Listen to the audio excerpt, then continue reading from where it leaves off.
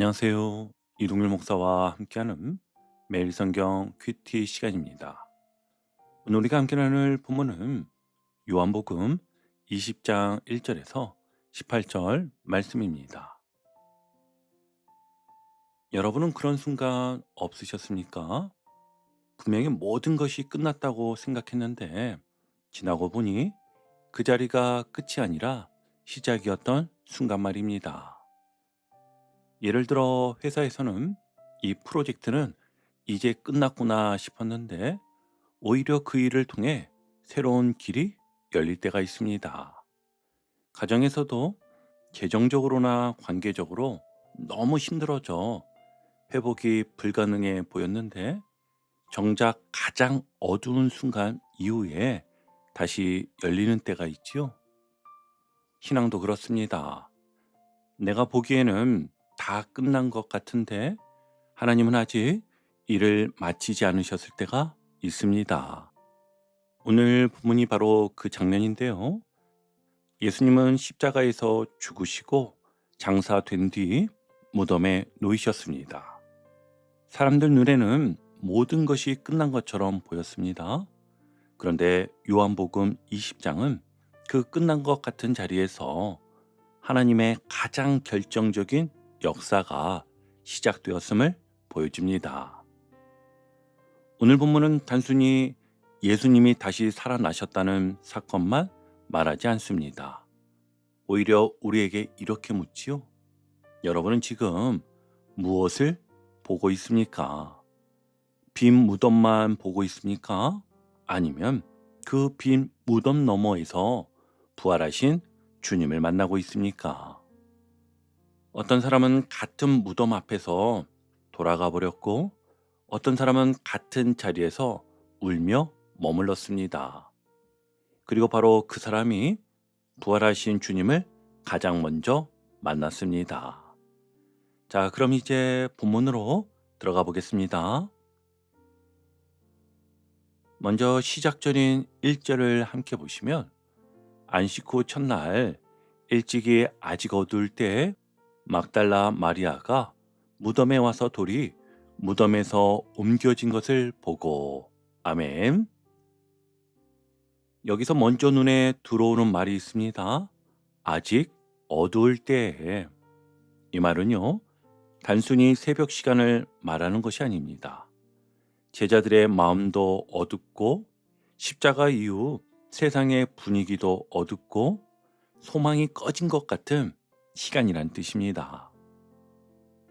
예수님이 죽으신 뒤 제자들은 두려움 속에 있었고 사람들의 기대는 무너졌으며 따르던 이들의 마음도 흩어져 있었습니다. 그런데 바로 그 어두운 시간에 한 사람이 움직입니다. 누구였지요? 네, 막달라 마리아였습니다. 이 여인이 왜 무덤으로 갑니까? 부활을 확신해서 간 것이 아닙니다. 예수님의 시신을 찾고 향품을 바르고 마지막 사랑을 표현하기 위해서였습니다. 그러니 이 장면은요, 부활을 확신한 믿음의 걸음이라기보다 사랑의 두려움을 이기고 움직이는 장면이라고 보는 것이 맞습니다. 여러분, 사랑이 참 그렇습니다. 다 이해되어서 움직이는 것이 아니라 이해가 안 되어도 움직이는 것이죠. 설명이 끝나서 가는 것이 아니라 설명할 수 없어도 가는 것입니다. 그래서 막달라 마리아는 논리보다 먼저 사랑으로 움직였습니다. 무덤은 원래 사람이 가고 싶어 하는 곳이 아니잖아요. 게다가 아직 어두울 때입니다. 두려움도 있었을 것이고 예수님의 죽음과 관련된 긴장감도 여전했을 것입니다. 그런데도 갑니다. 왜요? 사랑하기 때문입니다. 이건 오늘 우리에게도 중요합니다. 믿음이 흔들릴 때가 있습니다. 기도해도 답이 안 보일 때가 분명히 있지요. 말씀을 들어도 마음이 바로 뜨거워지지 않을 때가 있습니다. 그럴 때 신앙이 완전히 사라진 것처럼 느껴지기도 합니다. 그런데 그때에도 주님을 떠나지 않고 다시 예배의 자리로 오고 다시 말씀을 펴고 다시 기도 자리에 앉는다면 그건 여전히 사랑이 남아있다는 뜻이겠지요. 마리아가 그랬습니다. 그런데 무덤에 가보니 돌이 옮겨져 있습니다. 아마 충격적인 장면이었을 겁니다. 당시 무덤은 아무나 열 수 있는 곳이 아니었기에 마리아는 즉시 가장 현실적인 판단을 합니다. 2절을 함께 보시면 시몬 베드로와 예수께서 사랑하시던 그 다른 제자에게 달려가서 말하되 사람들이 주님을 무덤에서 가져다가 어디 두었는지 우리가 알지 못하겠다 하니 아멘. 중요한 것은요, 마리아도 아직 부활을 이해하지 못했다는 것입니다. 그래서 그녀의 첫 해석은 부활이 아니라 누군가 시신을 옮겼다였습니다. 이게 참 우리와 비슷하지 않나요? 하나님이 일하시는 한복판에 있으면서도 우리는 가장 먼저 영적인 해석보다 현실적인 계산부터 할 때가 참 많습니다. 내 인생에 큰 변화가 오면 주님이 새 일을 하시나 보다가 아니라 이제 큰일 났네를 먼저 떠올립니다. 또 직장에서 갑작스러운 변화가 생기면 하나님이 다른 문을 여시나 보다가 아니라 이제 내 자리가 흔들리는구나를 먼저 생각하지요. 가정에서도 관계가 흔들릴 때 하나님이 고치시려나 보다가 아니라 이제 다 틀렸다를 먼저 말하게 됩니다.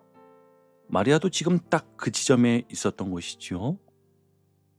이 이야기를 들은 베드로와 요한이 급하게 달려왔습니다.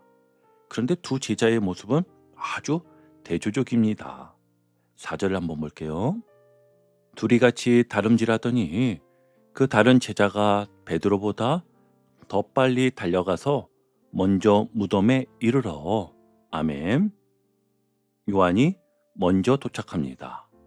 그런데 5절을 보면 구부려 세마포 놓인 것을 보았으나 들어가지는 아니하였더니 아멘. 먼저 왔는데 들어가지는 않았습니다. 보긴 봤지만 멈춰 서 있었습니다. 그런데 함께 온 베드로는 다릅니다. 6절을 함께 볼게요. 시몬 베드로는 따라와서 무덤에 들어가 보니 세마포가 놓였고 아멘. 늦게 도착했지만 먼저 들어갑니다. 이 모습이 참 흥미롭지 않습니까? 요한은 더 빨랐지만 조심스러웠고 베드로는요 더 늦었지만 몸이 먼저 움직였습니다. 신앙도 그렇습니다. 어떤 사람은요 말씀을 오래 듣고 많이 알고 빨리 이해하는 것처럼 보입니다. 그런데 막상 한 걸음 들어가야 할 때는 망설입니다. 반대로 어떤 사람은 정리가 완벽하지 않아도 일단 순종부터 하는 사람이 있습니다. 회사에서도 그렇죠. 회의 때는 다들 말이 많지만 막상 책임지고 해보라고 하면 한 걸음 물러설 때가 있습니다. 그런데 어떤 사람은 조금 서툴러도 제가 해보겠습니다 하고 들어갑니다. 베드로는 늘 완벽한 사람은 아니었지만 들어가야 할 때 들어가는 사람이었습니다. 베드로가 그렇게 들어가 무덤 안을 보니 아주 중요한 장면이 보입니다. 우리 7절을 볼게요. 또 머리를 쌌던 수건은 세마포와 함께 놓이지 않고 딴 곳에 쌌던 대로 놓여 있더라. 아멘. 이건 도둑의 흔적이 아닙니다. 누가 시신을 훔쳐갔다면 이렇게 정돈된 모습일 수가 없습니다. 쉽게 말하면 이런 것입니다. 도둑이 집에 들어와서 물건을 훔쳐갔는데 서랍 정리까지 해놓고 이불도 반듯하게 펴놓고 문도 조용히 닫아놓고 갔다는 이야기입니다. 말이 안 되지요? 그러니까 이 장면이 말하는 바가 분명합니다. 예수님의 몸이 누군가에게 옮겨진 것이 아니라 예수님께서 죽음을 깨트리고 일어나셨다는 것입니다. 하지만 오늘 본문은 여기서 멈추지 않습니다. 8절에 믿더라 라고 한 뒤 곧바로 9절에서 이렇게 설명합니다. 그들은 성경에 그가 죽은 자 가운데서 다시 살아나야 하리라 하신 말씀을 아직 알지 못하더라. 아멘. 이 말은 아직 완전한 부활 신앙은 아니라는 것입니다. 무언가 이상하다는 것은 느꼈고 무엇이 비었다는 사실은 확인했지만 예수님이 말씀하신 부활의 의미까지는 아직 깊이 붙들지 못한 것이었어요. 그리고 그 결과가 10절입니다. 이에 두 제자가 자기들의 집으로 돌아가니라. 아멘. 여기서 마음이 참 아픕니다. 부활의 현장까지 왔습니다. 빈 무덤도 확인했습니다. 세마포와 수건도 보았습니다. 그런데도 돌아가더라는 겁니다. 왜입니까? 말씀이 아직 그들의 현실이 되지 못했기 때문입니다. 예수님은 분명히 말씀하셨지요. 그런데 그 말씀은 들었어도 지금 이 순간을 해석하는 기준이 되지 못했습니다. 어쩌면 이게 오늘 우리의 모습과도 참 비슷합니다. 말씀은 합니다. 하나님이 함께 하신다. 두려워하지 말라. 주님이 이기셨다. 그런데 막상 상황이 닥치면 그 말씀이 오늘 내 현실을 이끄는 힘이 되지 못하고 과거에 들었던 좋은 말로만 남을 때가 있습니다. 그러니 결국 어디로 갑니까? 부활의 방향이 아니라 익숙한 자리로 돌아갑니다. 말씀이 아니라 내 계산과 내 경험이 만든 자리로 돌아갑니다. 이것이 오늘 두 제자의 모습이었던 것입니다. 자, 이제 본문은 더 깊은 곳으로 들어갑니다. 두 제자는 집으로 돌아갔습니다. 그런데 한 사람은 가지 않습니다. 11절을 보면 마리아는 무덤 밖에 서서 울고 있더니 울면서 구부려 무덤 안을 들여다보니. 아멘. 여기서 분위기가 확 바뀝니다. 두 제자는 보고 돌아갔습니다. 그런데 마리아는 울면서 남아 있었는데요. 이 차이가 참 중요합니다. 제자들은 보고도 의미를 다 붙들지 못한 채 돌아갔습니다. 그러나 마리아는 이해하지 못해도 떠나지 않았습니다. 여기서 마리아의 울음은요, 조용한 눈물이 아니라 가슴이 무너지는 통곡에 가깝습니다. 이 여인은 예수님이 없다는 사실 때문에 그 자리를 떠날 수 없는 상태입니다. 이것은 사랑이었습니다. 사랑은요, 빨리 정리하고 돌아서는 힘이 아닙니다. 사랑은 끝까지 그 자리를 떠나지 못하게 합니다. 그래서 제자들은 집으로 갔지만 마리아는 무덤 곁에 남아 있었던 것이지요. 여러분, 이것이 오늘 본문이 주는 아주 중요한 메시지입니다. 사랑은 떠나지 않습니다. 믿음이 또렷하지 않을 때도 있고 확신이 흔들릴 때도 있습니다. 하지만 사랑이 남아있으면 사람은 주님을 완전히 떠나지 않습니다. 예배가 이전처럼 뜨겁지 않아도 그래도 예배의 자리에 나옵니다. 기도가 잘 안 되어도 그래도 기도의 자리에 앉습니다. 말씀이 다 이해되지 않아도 그래도 성경을 엽니다. 왜입니까? 사랑이 완전히 꺼지지 않았기 때문이죠. 그리고 바로 그 자리에서 새로운 세계가 열립니다. 12절을 볼게요. 흰옷 입은 두 천사가 예수의 시체 누였던 곳에 하나는 머리편에 하나는 발편에 앉았더라. 아멘. 천사가 묻습니다. 여자여, 어찌하여 우느냐? 아멘. 여러분, 이 질문은 단순한 위로가 아닙니다. 부활의 관점에서 던지는 질문이었어요. 다시 말하면 이런 뜻이었습니다. 네가 우는 이유는 이해한다. 하지만 지금은 울음이 마지막이 아닌 시간이다. 오늘 본문은요, 울지 말라 하고 감정을 억누르는 본문이 아닙니다. 오히려 울고 있는 사람에게 그 울음이 전부가 아니라고 알려주는 본문입니다. 우리도 그렇습니다. 살다 보면 울 이유가 너무 많습니다. 건강 문제, 경제 문제, 관계 문제, 사역의 답답함, 자녀 문제, 또 미래에 대한 불안, 분명히 웁니다. 그리고 울 수밖에 없는 순간이 있습니다. 그런데 오늘 부활의 아침은 그 울음이 영원한 현실이 아니라고 말합니다. 왜냐하면 예수님이 살아나셨기 때문이지요. 이어서 14절입니다.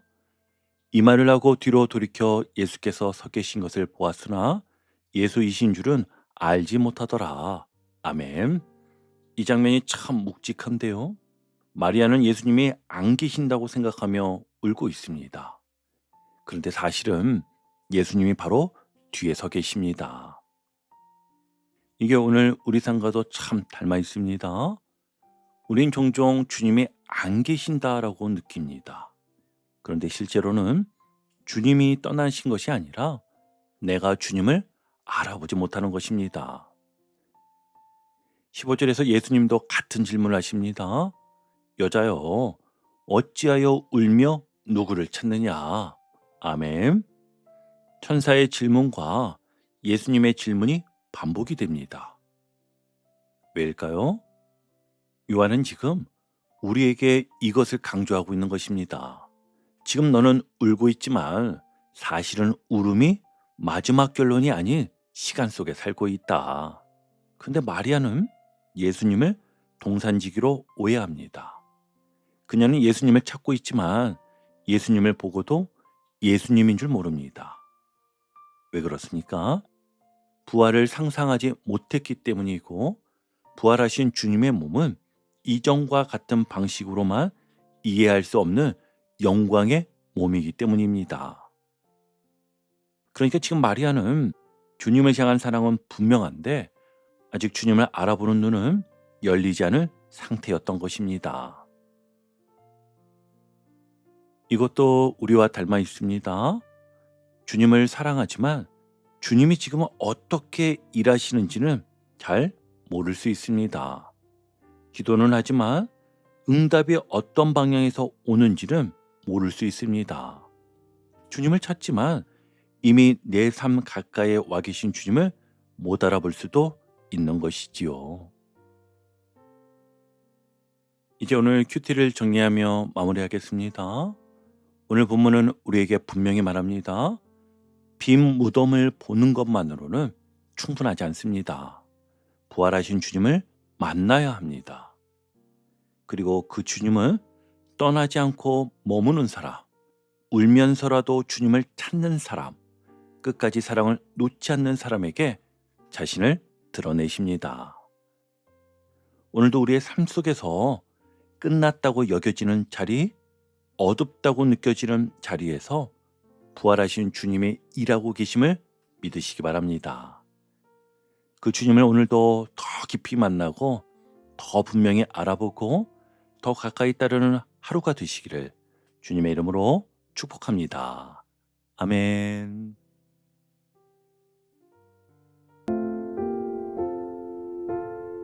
오늘도 복음의 기쁨과 확신으로 승리하는 하루 되시길 축복합니다. 함께 해주셔서 감사합니다. 내일 큐티 시간에 다시 뵙겠습니다.